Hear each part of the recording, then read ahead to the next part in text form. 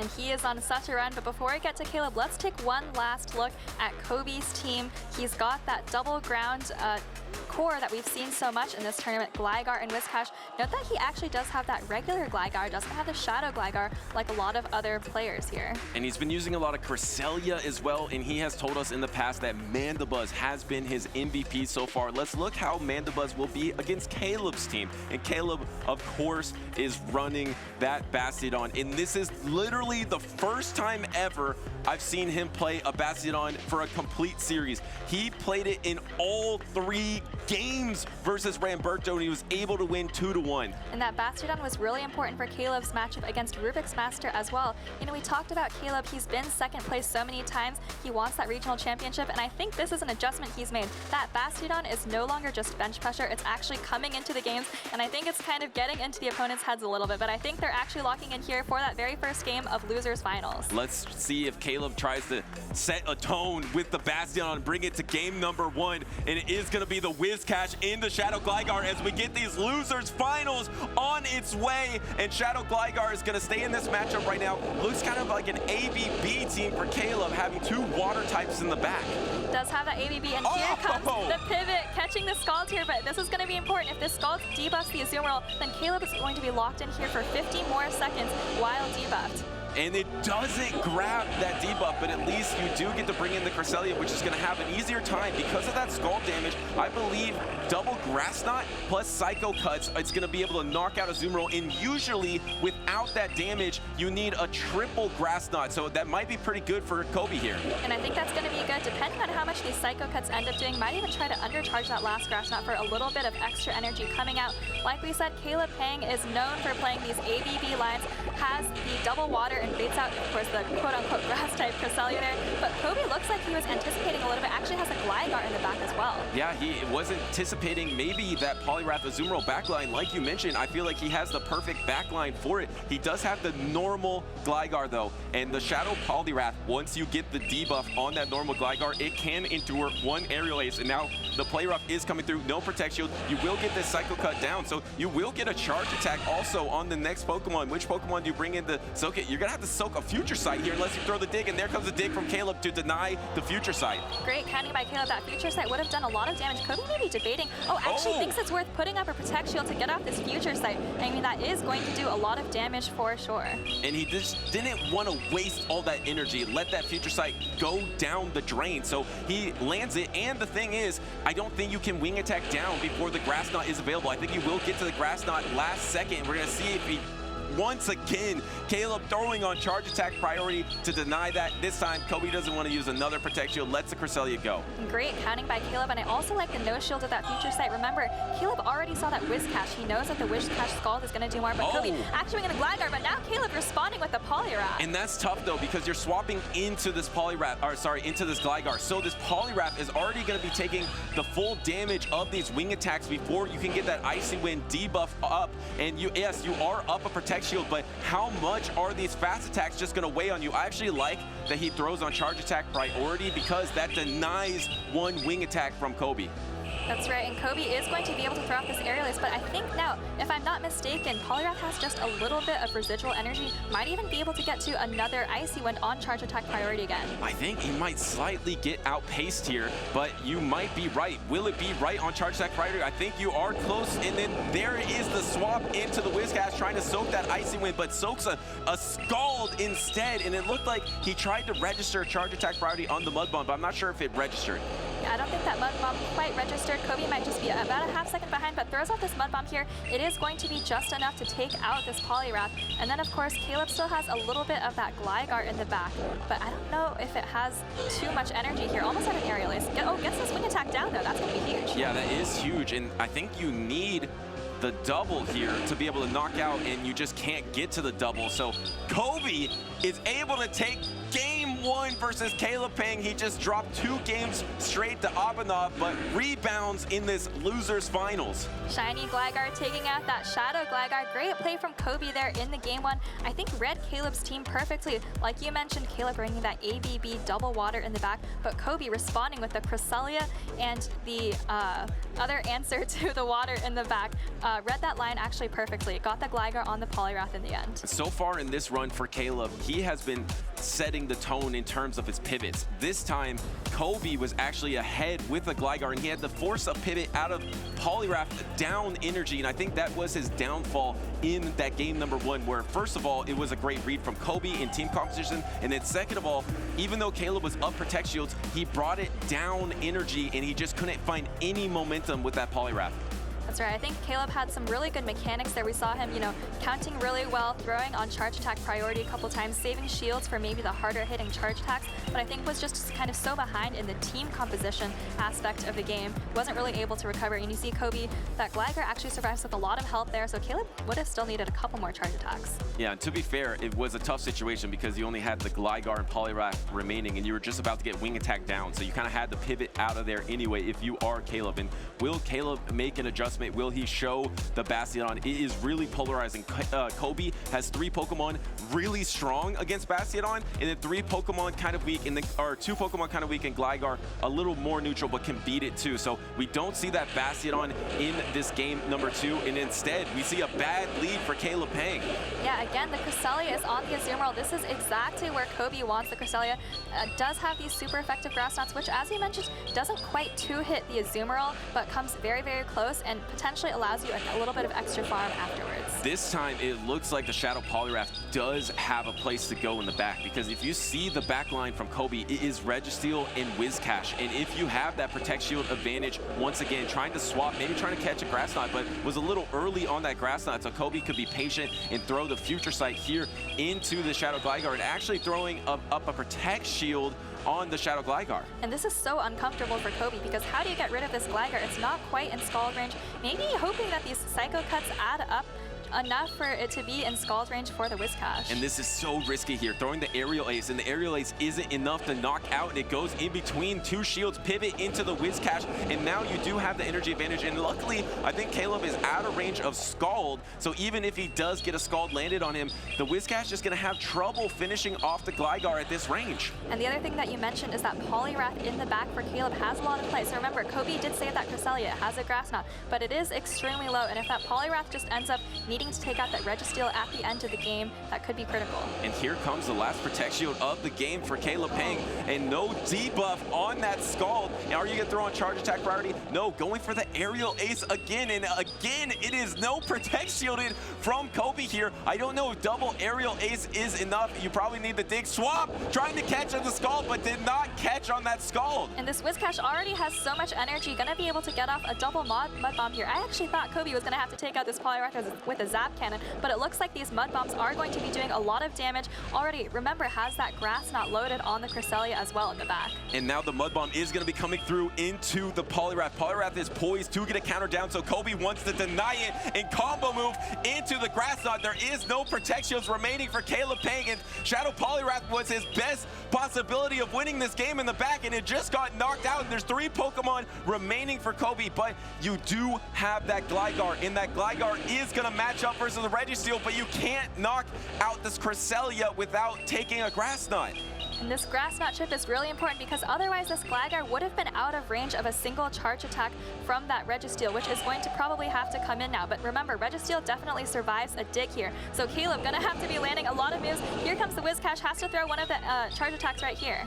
And the problem is, you knock out the Whiscash, but you need 3 digs because there's 1 Protect Shield remaining. And this is the 3rd Aerial Ace that Kobe has no Protect Shielded from that Shadow Gligar. You're gonna be able to Protect Shield this dig. And at this point, the Shadow Gligar is definitely in range of Focus Blast or Zap Cannon. They do the same amount of damage. Here comes the Protect Shield from Kobe, but Kobe is just moments away of unleashing the Focus Blast. And here comes the Zap Cannon. Tries to catch the Focus Blast, but actually Kobe, too patient, throws that Zap Cannon here. And this is definitely going to be enough to take out the Azumarill. The only thing is he's actually going for an undercharge. Maybe wants to get some lock-ons down. Oh, this is actually perfect. That was fantastic on that undercharge. Undercharging is so hard to do, and Kobe in his second championship series tournament ever with the perfect undercharge absorbs the play rough, remains out of range of dig, and gets the lock on down.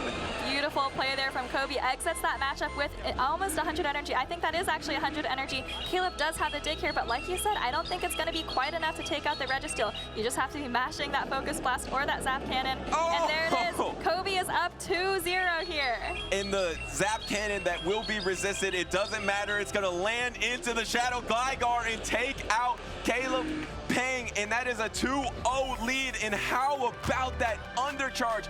Literally perfect, because if you undercharge it even more, then another Ice Beam or Play Rough comes through, and if you take that Ice Beam or Play Rough damage, then the dig knocks out, and if you didn't undercharge, you wouldn't have the energy necessarily to perfectly have the Focus Blast or Zap Cannon ready. That was amazing from Kobe. Beautiful play from Kobe, not just with that undercharge at the end, but also throughout the game. Remember, we saw Caleb trying to make some catches earlier, but Kobe, too patient, able to get the Mud Bombs off on that Poliwrath before it could do too much damage. And the composure to know Protect Shield all of these aerial aces. That was an aerial ace right there. Shadow Gligar from Caleb was just throwing aerial ace after aerial ace, even when it wasn't going to knock out, but Kobe didn't bite on the bait. And in the end, the Shadow Poliwrath really had an opportunity in this game from team composition, but maybe Caleb was expecting a Shadow Gligar in the back, so he did bring in the Shadow Poliwrath, and it really just didn't gain any momentum for him. And all of a sudden, we're going to be heading into a decisive game here. If Kobe wins, that is going to send Caleb packing and Kobe into those grand finals. Can Kobe keep his Cinderella story alive? He has taken out Rubik's Master, Beach, Bopper. Can he now take out CalebPeng and his Bastion? No, Bastion is coming out for game number 3 to join the party and swap into Cresselia. This isn't a Basti answer. No respect for the Basti. And this is exactly what Caleb wanted to see on the ropes here, about to be sent home, but all of a sudden finds what he needs with this Bastion lead. And Bastion, you know, this matchup isn't terrible for Cresselia. So if Caleb does decide to stay in this matchup, yes, he will gain alignment, but this Bastion won't be that healthy in the end because Cresselia, the grass knots add up over time, and maybe you could go for some kind of lock on down with that Registeel, but the problem is there is no place for that Registeel to really go, especially if there's Protect Shields up for Caleb Shadow Poliwrath. Fantastic read from Caleb here. That's exactly right, Butters. Not just with the Bastion lead, but there's nowhere for that Registeel to go. This is going to have to be the biggest game of this Mandabuzz's life. I know Kobe said it's been carrying him, but it's probably going to have to do a lot of work against that Gligar and that Poliwrath. Yeah, can the MVP Mandabuzz make a miracle happen? But here comes the Stone Edge out of the Bastion here.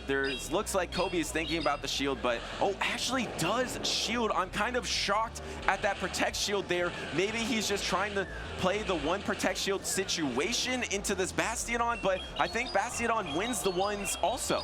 I think it's possible he's thinking that this Cresselia might be able to outpace and get to that second Grass Knot before the Stunch, but like you said, I think Bastion might be able to endure this next Grass Knot, and also switching advantage might not be that important. No Protect Shield, and Bastion is so thick. Can it endure? Yeah. Yes, it does. And do you get to the Stone Edge? One more Smackdown swapped into the Stone Edge, but you don't really want to take a Stone Edge in the Mandabuzz, so it was bad. It just got worse, and CalebPeng, when his back was against the wall, he brought out that Bastion, and now he's poised to win with Shadow Poliwrath up Protect Shields in the back. If he could even counter through this if he wanted to, or land an Icy Wind, and then you have the Registeel matchup in the back. And these snarls are resisted, so this Poliwrath is feeling very comfortable here. Still has a shield, farming up extra energy before throwing off this Icy Wind. This does threaten the knockout on the Mandabuzz, so we'll have to see what Kobe does. But like you said, I think he's just going to have to put it on that Registeel, and it's not going to be enough. It's not going to be enough, because even if it could beat the Shadow Poliwrath somehow, there is a full health Shadow Gligar in the back, and it looks like he's just giving him some momentum, but decides to throw the Icy Wind. Maybe he could have got the counter down, but actually decided to use the Protect Shield. Is the Grass Knot available? You have to think it's available to use that Protect Shield, and it's not available, but after one Psycho Cut, he does get there. He does get there, but it wouldn't be enough. Caleb throwing up the Protect Shield here. I mean, this does technically give a window to Kobe, because the way to take out this Poliwrath is with a Zap Cannon, and for that you need shields down. But look at these counters, they are just adding up so quickly, and again, there is still that full health Shadow Gligar in the back. Yeah, and here comes the Focus Blast. Actually, that was kind of smart. A little bit of a cheeky move from Kobe there to throw the Focus Blast because Caleb was going to throw on charge attack priority of the Zap Cannon, and you actually get the knockout into the Poliwrath. So I actually really like that move, but it doesn't matter in the end because that Shadow Gligar was just in the back for Caleb, and Caleb's just going to be able to clean up with the dig, and he is one step closer to trying to reverse sweep this series and move on to face Abanov in the grand finals in Portland. And Caleb pulling it out here with his signature Pokemon, that Bastiodon, just putting in so much work. He looks very happy about that. You know, yesterday you watched him early on, round 1 or round 2, and he was like, you know what, I'm happy that my Bastiodon got a win on stream, but how many times has he done it today, Butters? Yeah, he says those things, but he doesn't mean it. He says those things nonchalantly, like, oh, I'm just happy, maybe I'll go 0-2 now, but he is a highly competitive person, and in these situations in the past, when he has been down against it and not knowing where to go, he hasn't always brought the Bastion, and it hasn't brought him success. Maybe, yes, he's brought it against Elite in Fresno, but then Elite had Shadow Low and Sandslash.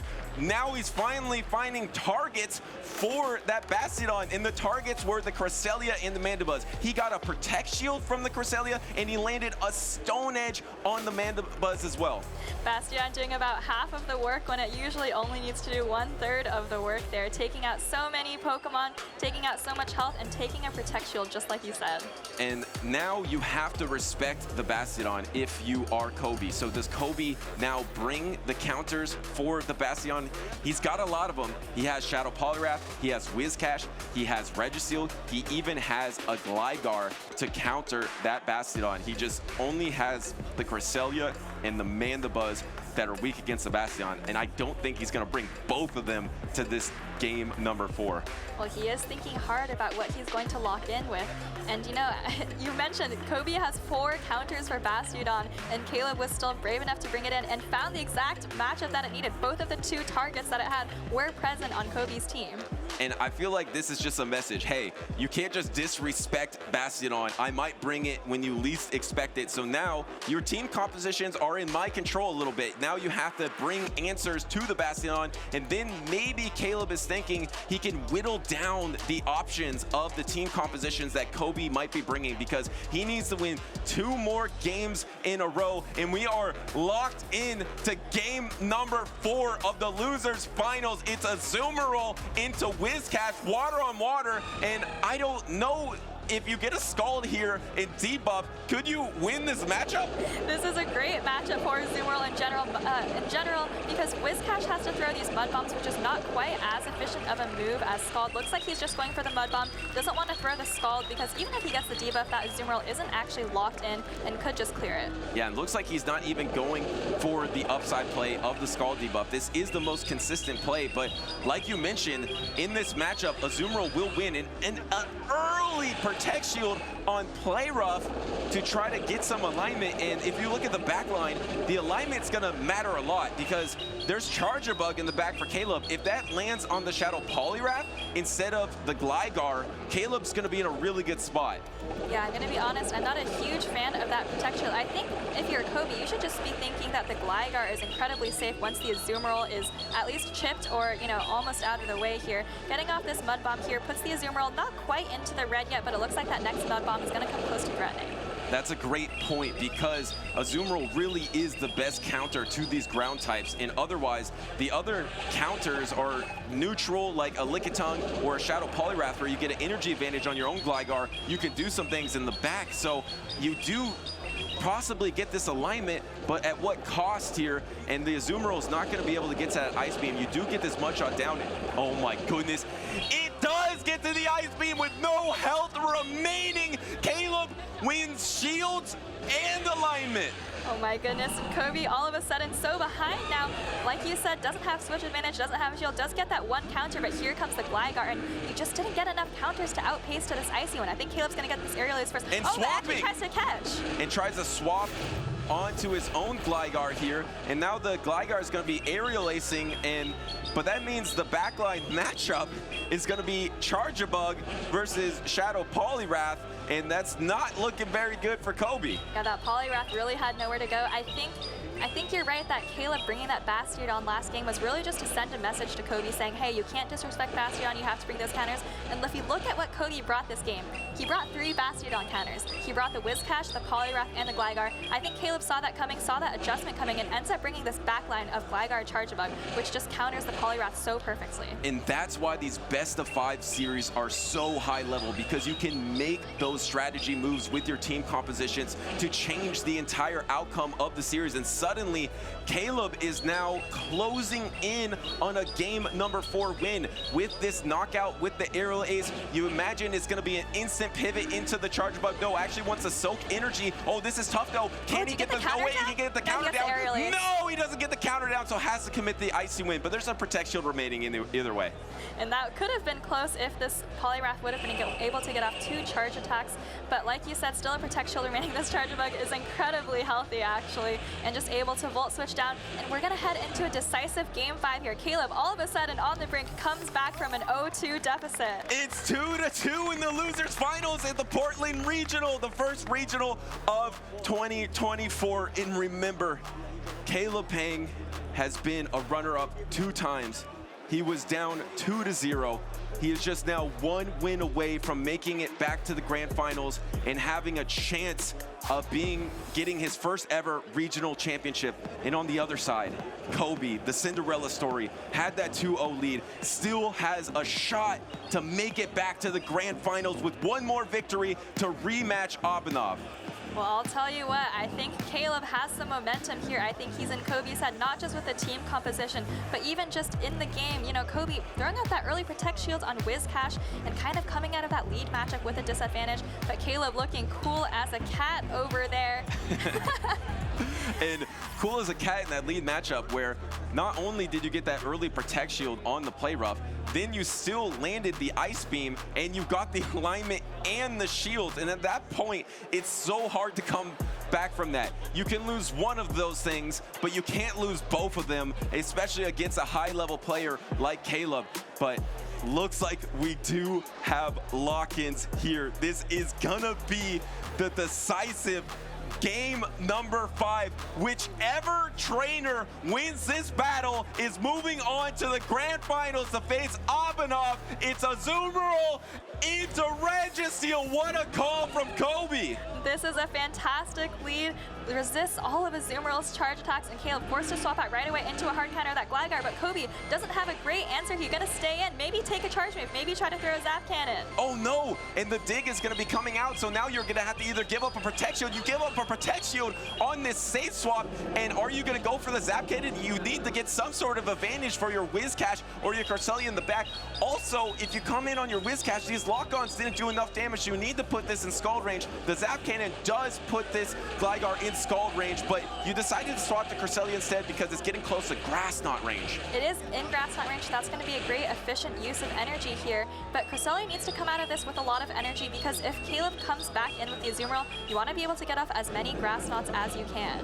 And here comes the Cresselia with the energy, but over farming, getting nearly to 100 energy there before throwing the Grass Knot into this Shadow Gligar.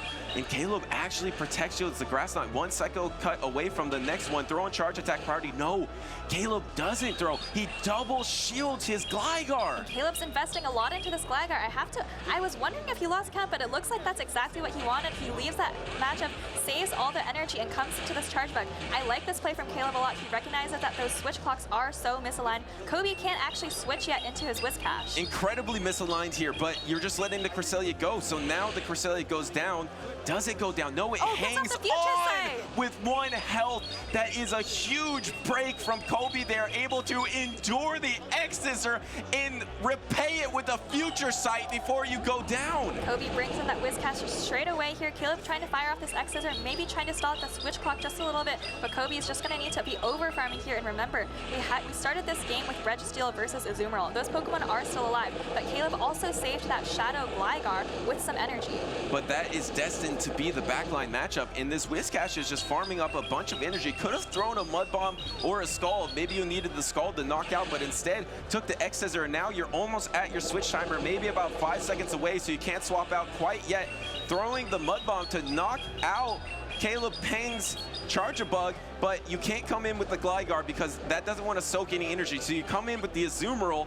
Can you do enough damage with Gligar to weaken the Registeel? Well, Caleb's going to come in with the Azumarill. I think he threw a Mud Bomb, and that puts it into... Oh my goodness, actually throws a Scald. Maybe expecting the Gligar to come in, but either way, I think the Scald almost puts the Azumarill into Lock-On plus Zap Cannon range. Risky play here, swapping in the Registeel, counter-swapping into the Gligar. Wait, can Gligar double dig? If Gligar can double dig here, that could be a wrap. I mean, the Protect Shield is going to be coming up at some point. There is no Protect Shield on the first one. Maybe he's thinking it would be a bait. It's not a bait. It's the dig. And actually throwing Aerial Ace at Aerial Ace energy, and Kobe Protect Shields it anyway. Pulls the shield. This Registeel is going to be able to get to a charge attack, but it's getting dangerously low after that dig landed. Here comes the Focus Blast, but I think the Azumarill is still out of Zap Cannon range, and I think it's going to be able to get through this Registeel with Bubbles and a resisted charge attack. That's the biggest question, Soph. Is this Registeel in range of Play Rough? CalebPeng needs to knock out with a resisted Play Rough to have a chance of going on to the grand finals. It all comes down to this. Will Azumarill do it? And does he knock out the Registeel? Yes! He knocks out the Registeel. Now he's just moments away from getting to the Ice Beam. He is there with one more bubble, and CalebPeng is moving on to the grand finals to face Abhinav. What a run by Caleb, coming back from that 0-2 deficit, getting the reverse sweep there, coming out of a terrible lead, by the way, with Azumarill into Registeel, but just got that momentum back in the mid game with that safe swap.